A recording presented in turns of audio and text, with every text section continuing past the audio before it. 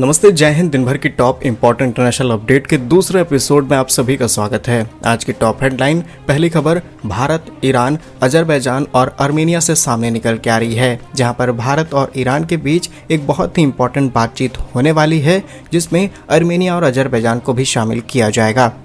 और इस खबर मात्र से ही कई पश्चिमी देशों को दिक्कत होनी शुरू हो चुकी है। नेक्स्ट इंपॉर्टेंट अपडेट, भारत और यूरोपियन यूनियन से सामने निकल के आ रही है, जहां पर भारत और यूरोप के बीच होने वाली फ्री ट्रेड डील को लेकर के यूरोप की टीम दिल्ली पहुंच चुकी है। तीसरी खबर भारत और रूस से है, जहां पर भारत और रूस के बीच एक और नए इंजन की डील साइन होने वाली है, क्योंकि भारत के पास सुखोई 30 MKI फाइटर जेट में जो इंजन है उनकी पावर पर सवाल खड़े हो रहे हैं, इसीलिए रूस की तरफ से 2 नए इंजन के ऑफर भारत को दिए गए। लास्ट अपडेट भारत और अमेरिका से है, जहां पर ट्रंप के ही डिपार्टमेंट के ट्रेजरी सचिव ने एक स्टेटमेंट दिया है। उन्होंने कहा कि हमें टैरिफ से जितना भी पैसा वसूला गया है उसका आधा रिफंड करना होगा। और ये टैरिफ से जुड़ा हुआ बहुत बड़ा सवाल है। आइए आज के इस वीडियो में जानते हैं सारी इंपॉर्टेंट अपडेट डिटेल्स में। यदि आपको हमारा काम क्वालिटी पसंद आए, वीडियो को लाइक, चैनल को सब्सक्राइब जरूर कीजिएगा, क्योंकि आपका ये छोटा सा काम हमारी बड़ी मदद करता है। तो सबसे पहले भारत, ईरान, अजरबैजान, आर्मेनिया और इसमें कई यूरोप देश, इसके साथ अमेरिका तक शामिल है। अगर आप देख पा रहे होंगे तो अमेरिका ने जिन देशों का साथ पूरी तरीके से छोड़ दिया है,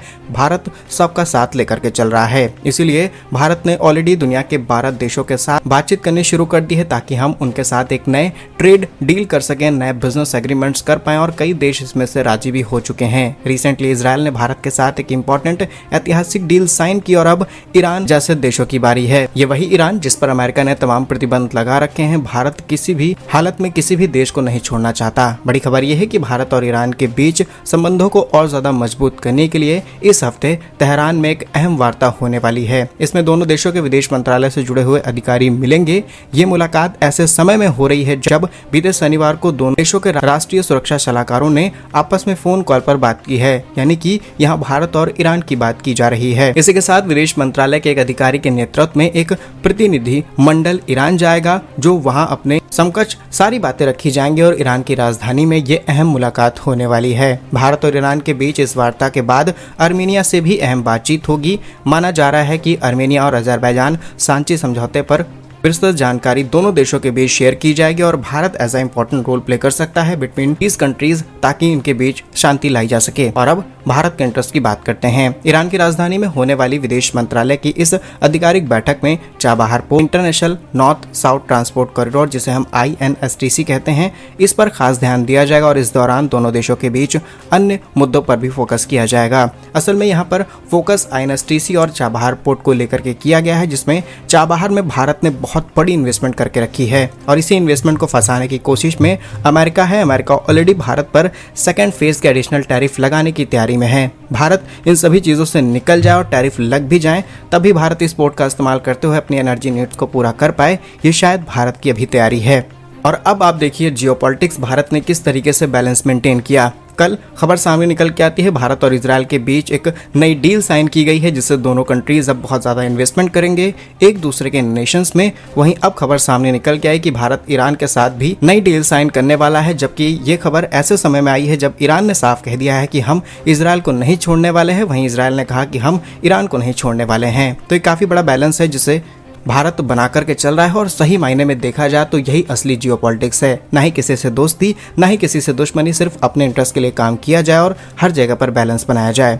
और इसी में आपने नाम सुना होगा कि अजरबैजान और आर्मेनिया के बीच भी बातचीत की जानी है। तो मुद्दा है कि दोनों देश एक लंबे समय से लड़ते चले आ रहे हैं एक छोटे से जमीन के टुकड़े के लिए। अब जब तक इन देशों का समाधान नहीं निकल जाता, तब तक इसी तरीके से लड़ते रहेंगे। और अजरबैजान की बात की जाए तो लगातार पाक का सपोर्ट करता हुआ देश है। इसने कई हथियार, कई टेक्नोलॉजीज सीधे पाक को दी हैं भारत के खिलाफ। इसीलिए भारत आर्मेनिया को हथियार बेचता है, और आर्मेनिया की काफी बड़े हथियारों की जो फ्लीट है वो भारत की तरफ से पूरी की जाती है। और ये बात इस देश को पसंद नहीं आ रही। रिसेंटली भारत ने SCO के अंदर वीटो का इस्तेमाल करते हुए इन देशों को परमानेंट मेंबर नहीं बनने दिया, और तमाम ऐसी कोशिशें हैं जिससे अजरबैजान बहुत ज्यादा नाराज है। लेकिन ये भारत की कूटनीति का हिस्सा है कि हम ऐसे देशों का समर्थन किसी भी हालत में नहीं कर सकते हैं जो हमारे दुश्मन देशों का साथ दें। बाकी भारत की इस बैलेंसिंग जियोपॉलिटिक्स पर आप क्या सोचते हैं, कमेंट्स में जरूर बताइएगा।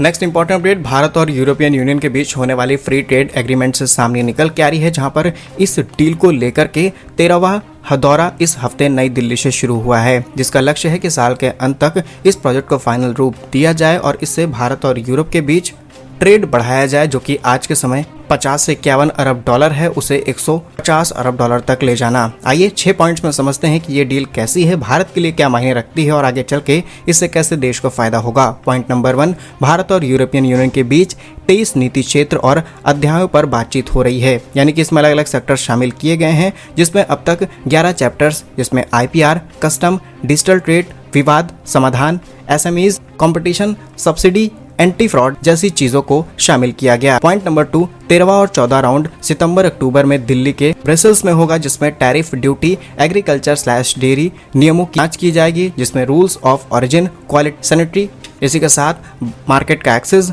पब्लिक प्रोक्योरमेंट, इन मुद्दों पर बातचीत की जानी है। पॉइंट नंबर 3, भारत ने कुछ रेड लाइंस डिस्क्राइब कर रखी है, जिसमें चावल, चीनी, दूध पैकेज को इससे बाहर रखा जाए। यूरोपियन यूनियन के कारों, शराब, मांस, ऑटोमोबाइल सेक्टर में एक्सेस चाहता है और भारत ने रेड लाइन इसलिए ड्रॉ की है कि भारत के एग्रीकल्चर सेक्टर या फिर जिस पर मोस्टली देश डिपेंडेंट है उस पर कंट्रोल ना आ पाए किसी भी देश का। इसलिए फ्री ट्रेड एग्रीमेंट ऐसे अचानक से साइन नहीं किया जा सकता, बहुत सारे एस्पेक्ट्स हैं जिन्हें ध्यान में रखा जाता है। पॉइंट नंबर 4, यूरोपियन यूनियन का जो प्रतिनिधिमंडल है इसमें 30 सदस्य हैं। ये दिल्ली के भारतीय व्यापार व कृषि मंत्रियों से मिले। डिजिटल ट्रेड चैप्टर और सर्विसेज में भारत को बहुत ज्यादा लाभ मिलने वाला है, ऐसा कुछ ओपिनियन भारत के सामने रखा गया है। पॉइंट नंबर 5, अमेरिका की तरफ से लगाए गए 50% टैरिफ से जो भारत को झटका लगा है, इससे बाजार के अंदर स्पेशली यूरोप मार्केट के अंदर भारत अपने एक्सपोर्ट्स बढ़ा करके बैलेंस मेंटेन कर सकता है। पॉइंट नंबर 6, ये सबसे इंपॉर्टेंट पॉइंट है कि यूरोपियन यूनियन के संसद से भी इस डील को पास करना होगा, जिसके बाद इसे फाइनल रूप दिया जा सकता है, क्योंकि भारत अभी भी रूस से तेल खरीद रहा है और इसी तेल खरीद को लेकर के बवाल चल रहा है। और अगर पार्टनर के रूप में देखा जाए तो यूरोपियन यूनियन भारत के लिए बहुत बड़ा पार्टनर है। करीब 17% भारतीय एक्सपोर्ट्स यूरोपियन यूनियन को किया जाता है और भारत के कुल एक्सपोर्ट का 9% यहाँ से आता है।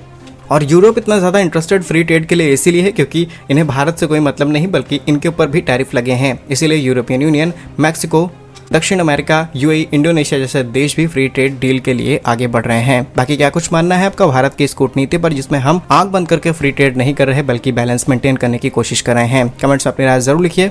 नेक्स्ट इंपॉर्टेंट अपडेट भारत और रूस से सामने निकल के आ रही है, जहां पर भारत की वायुसेना ने सुखोई 30 MKI कुछ डिटेल सामने रखी हैं और खबर ये है ये फाइटर जेट भारत के लिए इंपॉर्टेंट है। इस फाइटर जेट की मदद से हमने बहुत सारी ताकत हासिल की, लेकिन अब समय आ चुका है कि इसे भी रिप्लेस किया, स्पेशली इसमें लगे हुए इंजन्स, क्योंकि भारत सुखोई 30 MKI लड़ाकू विमान के इंजन जिसमें AL-31F लगे हुए हैं, ये रूस से खरीदता है, लेकिन ये इंजन अब अपनी परफॉर्मेंस बहुत अच्छे तरीके से नहीं दे पा रहे हैं। ना ही ये अपना कंबंशन, ना ही ये अपना टॉर्क परफॉर्म कर पा रहे हैं। इसीलिए रूस की तरफ से भारत के सामने 2 ऑप्शंस और रख दिए गए हैं और इसे कहते हैं सच्ची दोस्ती। रूस ने AL-41F-1S, जिसे हम AL-41 के नाम से जानते हैं, किसका ऑफर रखा है, और दूसरा है एडवांस 177S, जिसमें से AL-41 रशिया ने अपने Su-35 के अंदर भी इस्तेमाल किए हैं। अब देखते हैं कि इसमें से कौन सा इंजन भारत खरीदता है और डेफिनेटली इससे भारत के फाइटर जेट की ये प्रॉब्लम तो कुछ समय के लिए सॉल्व हो सकती है। नेक्स्ट इंपॉर्टेंट अपडेट अमेरिका से सामने निकल के आ रही है, जहां पर अमेरिका की फेडरल कोर्ट के द्वारा टैरिफ पर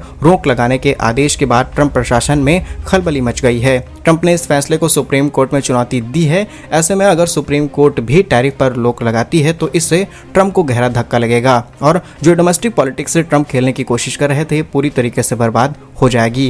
डोनाल्ड ट्रंप के ट्रेजरी सचिव स्टॉक बेसेंट के अनुसार टैरिफ खत्म करने से अमेरिका के खजाने पर गहरा असर पड़ेगा। इसी के साथ ही ट्रेड डील पर बातचीत के दौरान ट्रंप का पक्ष कमजोर हो सकता है और अब इनका टारगेट है कि हमें करीब आधा टैरिफ वसूलना है उन देशों से जिन्होंने हमसे बहुत ज्यादा टैरिफ वसूला है। तो क्या कुछ सोचते हैं आप अमेरिका में सुप्रीम कोर्ट की तरफ से चैलेंज किए गए इस मुद्दे पर? कमेंट्स में अपनी राय जरूर लिखिए। भारत कैसे ही वीडियोस पाने के लिए वीडियो को लाइक, चैनल को सब्सक्राइब जरूर कीजिए। वंदे मातरम। भारत